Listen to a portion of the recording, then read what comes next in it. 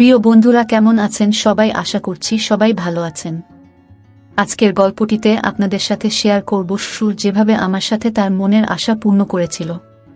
তো ভিডিওটি শুরু করার আগে আপনি যদি আমার এই চ্যানেলটি নতুন দর্শক হয়ে থাকেন তাহলে চ্যানেলটি সাবস্ক্রাইব করে আমাদের সাথে থাকবেন। 3 বছর আগের কথা। আমার বয়স তখন সবেমাত্র 16। দেখতে শ্যামা রঙের হলেও আমি বেশ স্বাস্থ্যবতী ছিলাম।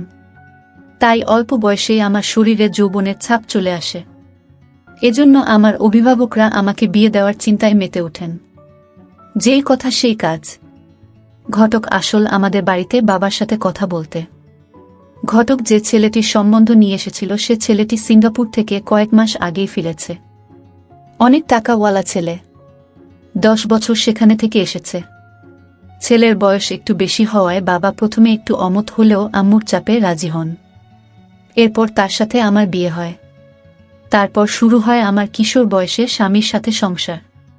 এভাবে 5 মাস অতিবাহিত হওয়ার পর আমার স্বামী দেশে কোনো ব্যবসাতেই সফলতা পাচ্ছিল না। তখন আবার বিদেশ যাওয়ার সিদ্ধান্ত নিল। তবে বিদেশ যাওয়ার বিষয়ে আমার কোনো সিদ্ধান্ত সে নেয়নি। আমি তাকে দেশেই কিছু করার জন্য বারবার বলি, কিন্তু কে শোনে কার কথা। এক পর্যায়ে সে বিদেশ যাওয়ার সকল প্রস্তুতি সম্পন্ন করে ফেলল এবং চলেও গেল। এরপর শুরু হয় শ্বশুর শাশুড়ির সাথে সংসার করার পালা। শ্বশুর শাশুড়িও আমাকে খুব ভালোবাসতে লাগল। আমার শাশুড়ি ছিল শারীরিকভাবে কিছুটা অক্ষম, অর্থাৎ উনার এক হাত প্যারালাইসিস রোগে আক্রান্ত হয়ে অক্ষম হয়ে যায় এবং কোনো কাজও তিনি এখন করতে পারেন না। অন্যদিকে আমার শ্বশুর আর একটি বিয়ে করার জন্য ঘটকের সাথে কথা বলাবলি করছিল। এমতাবস্থায় আমার স্বামীকে বিষয়টি জানালে বাবাকে অনেক কিছু বুঝিয়ে শান্ত করেন। এদিকে আমার শ্বশুর প্রায়ই আমার শাশুড়িকে ধমক দিয়ে কথা বলে। আমার শাশুড়ি অনেকটা নীরব হয়ে সহ্য করে। জানি না তাদের মধ্যে আসলে কি চলছে। আমার শাশুড়ি কখনই বাড়ির বাহির হন না। কয়েকদিন পর এক রাতে আমার শ্বশুর শাশুড়ির রুমে অনেক বাকবিতণ্ডা শুনতে পেলাম। দরজা পর্যন্ত এগিয়ে গেলাম। শুনতে পেলাম আমার শাশুড়িকে বলছে, তুমি কয়েকটা দিন আত্মীয়ের বাড়ি থেকে ঘুরে এসো, আমি কালকের মধ্যেই আরেকটি বিয়ে করব। আমি চলে আসলাম আমার ঘরে।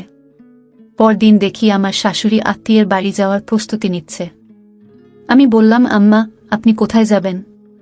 জবাবে বললেন, আমি তো অনেকদিন যাবৎ কোথাও যাই না, কয়েকটা দিন ঘুরে আসি, তুমি একটু তোমার শ্বশুরের সেবাযত্ন করো। তিনি চলে গেলেন। ওই দিন আমার শ্বশুর বাজার করে এনে বলল, ভালো করে রান্না করো, আজ মজা করে খাবো। আমি রান্না করলাম। খাবারের সময় আমার শ্বশুর আমার দিকে অদ্ভুত দৃষ্টিতে তাকিয়েছিল। আমি না বোঝার ভান করে খাওয়া শেষ করলাম। রাতে অনেক ভাবলাম কেন তিনি আমার দিকে এমনভাবে তাকিয়েছিলেন। কোনো কুল কিনারা পেলাম না। পরের দিন আমি বাথরুমে ঢুকলে বাহিরে পায়ের শব্দ লক্ষ্য করলাম। টিনের দরজা হওয়ায় ছোট একটি ফুটো দিয়ে দেখলাম আমার শ্বশুর চলে যাচ্ছে।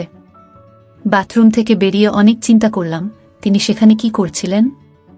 অনেক ভাবাচিন্তার পর মনে করলাম পুরুষ মানুষ তো, হয়তো আমার শরীর দেখার জন্যই সেখানে গিয়েছিল। এরপর থেকে আমি লক্ষ্য করছি যে তিনি যখন তখন আমার দিকে খারাপ নজরে তাকাচ্ছে। একদিন দুপুরে রান্না করছি, এমন মুহূর্তে আমার শ্বশুর আমার রান্নাঘরে প্রবেশ করেন। আমি ভয়ে আটকে উঠি, কিন্তু আমার শ্বশুরকে বুঝতে দিলাম না। সারা বাড়ি ফাঁকা। এই সুযোগটাই নিলেন তিনি। আমাকে পেছন থেকে জাপটে ধরলেন আমার শ্বশুর। তারপর আমি চিৎকার দিতে চাইলে তিনি ধমক দিয়ে বললেন, আমি যা কিছু করব কেউ জানবে না, আর যদি চিৎকার করো তাহলে আমার বাড়িতে তোমার সংসার ভাঙবে, আর তোমার শাশুড়িও এটা করতে মতো দিয়েছে, আর আমরা যদি এটা করি শুধু তোমার শাশুড়ি ছাড়া কেউ কোনোদিন জানতে পারবে না। এখন চিন্তা করো তুমি কি চিৎকার করবে। এরপর আমি অনেক ভেবে চুপ করে গেলাম। তিনি আমার শরীরে স্পর্শ করা শুরু করলেন। আমি আর বাধা দিলাম না। এক পর্যায়ে তিনি আমাকে রান্নাঘরের মেঝেতেই আমার সাথে যৌন কাজ সম্পন্ন করলেন। তারপর থেকে আমার সাথে মজা করে কথা বলা, হাসাহাসি ইত্যাদি শুরু করলেন। ওই রাতে তিনি আবার দরজায় এসে ডাকছিলেন। প্রথমে আমি খুলব না বললেও শেষ পর্যন্ত আমার সুরের ডাকাডাকিতে দরজা খুলতে বাধ্য হলাম। ভেতরে প্রবেশ করেই যেন বাঘ হয়ে গেলেন আমার সুর। সারা রাত আমার সাথে যৌন কাজ করেন। এভাবে পরের দিন থেকে আমার সাথে খুব আনন্দ করে কথা বলা আর যৌন কাজ করতে শুরু করল।